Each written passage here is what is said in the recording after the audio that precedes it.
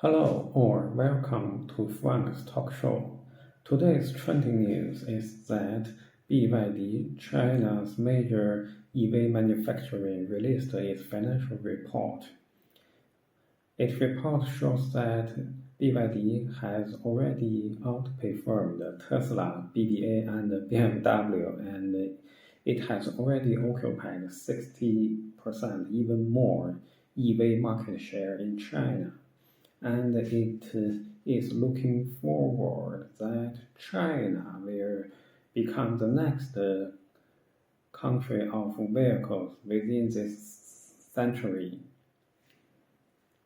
But after looking into its financial report, we could find that its manufacturing number in September hit 400,000, but it is 5% down from the number in 2024, and its sales target was also adjusted from 1,500,000 to 400,000 in 2025. And in this report, we could find that China's electric vehicle counting is slowing down. And in accordance with another report that we could find, the number of insured vehicles is stagnated. The insurance vehicle number is trustable. Usually, if we just judging it from sales volume, it is not very reliable. After launching global strategy, BYD also eyes on some overseas market, including Indonesia and some other Northeastern Asians. In his report, it disclosed that its sales in Indonesia welcome a 20% up. But Japanese vehicles are still popular across the whole world. Some Southeastern Asian countries also imposed the access limit to BYD, such as BYD should establish local manufacturers, or in some countries they directly say no and no entry. China's EV industry is striking forward because there are huge and potential subsidies and allowances. I checked it online. The total subsidies in 2024 reached RMB 342 billion. That equals 2.8% of the total physical revenue. And it also shares 7% of total vehicle sales. But that number also excludes subsidies to vehicle factories or related makers. The subsidy is in this year, 2025, is 100 billion higher than the figure in 2024, and 5% higher than the reading in 2023. And this total allowance occupies nearly 50% of finished vehicle, and it is a little bit higher than Henan's fiscal revenue, and that allowance is extremely high. After launching those favorable allowance and policies, we could also see some slowdown in the industrial of vehicles in China. A famous think tank made its consultation that in 2026, if there will be no more subsidies to EV, and it will see 30% lower in vehicle sales. If it wants to sustain the current performance. It will give or provide 13% subsidies, and if the subsidies was cut to 10%, it is difficult to maintain the current sales. And there's no denying that it will introduce chain reactions to China's EV industry and relevant upstream and downstream manufacturers. Being different from some mature companies such as Coca-Cola or Toyota, 30% cut in subsidies will not bring negative influence to those companies, but as to those growing companies, if the sales and users was cut by 13%, it will be a tragedy to those companies. And such a slide will bring potential negative influence to those companies.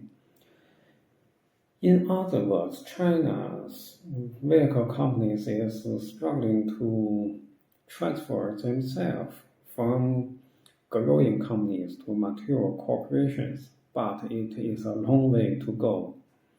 If they want to survive, they have to eye on today, not looking forward to tomorrow. And Chinese vehicle companies are paying high attention to its competitiveness and high cost performance, such as those large LED screens, refrigerators, and some massage seats, and so on. But it ignored some core technologies.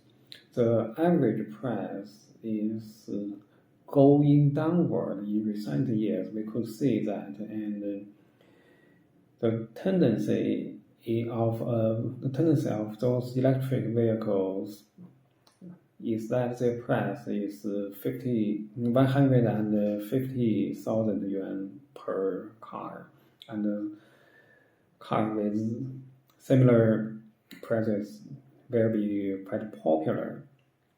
But as to Tesla, its profit margin per vehicle is nearly RMB 17,000 yuan, and it is still competitive in China. Being a mature enterprise is a must, but it seems that those Chinese EV companies are not ready for that.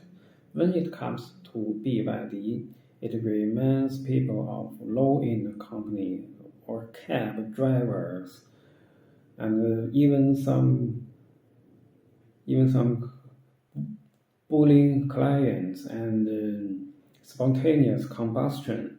But when it comes to foreign-funded vehicle companies, people may thought Toyota is trustable, and BBA is high-end and luxury vehicles. That is fixed image in our minds. And Chinese EV companies, they are not attaching high importance to the core technology or its AI driving. Even they do not care about their brand images. So the Chinese EV companies gradually fall into involution of price, competitiveness, and sales volume. Even they are only willing to install some icebox or refrigerator or some larger size screen display in the car, and it just makes the car attractive and luxury. But we really have to pay special attention to vehicles' performance, and the government makes the wrong guidance. They just care about the sales volumes, but not the core competitiveness and If the company invests more in technology, it will give slow performance. It is quite easy to curtail costs, and it is quite simple to ignore those innovations. And even some vehicle companies squeezed their staffs and downstream suppliers, and even they have already delayed their payment for a long time. However, the government released a new paper that there will be no more subsidies in 2026, and it will definitely introduce another sales tax. And if it continues to provide some allowance, I believe it will sustain the current situation.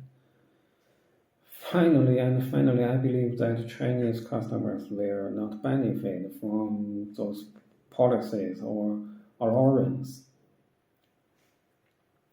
If the government do not intervene this issue and just rely on the wisdom from the public, and I believe that Chinese EV industry will be a promising industry, and now we could only see some illusory prosperity in it because our government has already controlled it too much. It only pays close attention to the sales volumes, and even it does not care about the core technology and some security issue. That is the point. And the EV companies they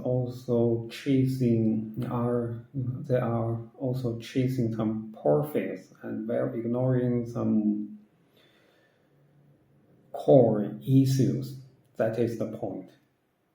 Thank you, or that is today's Frank Show.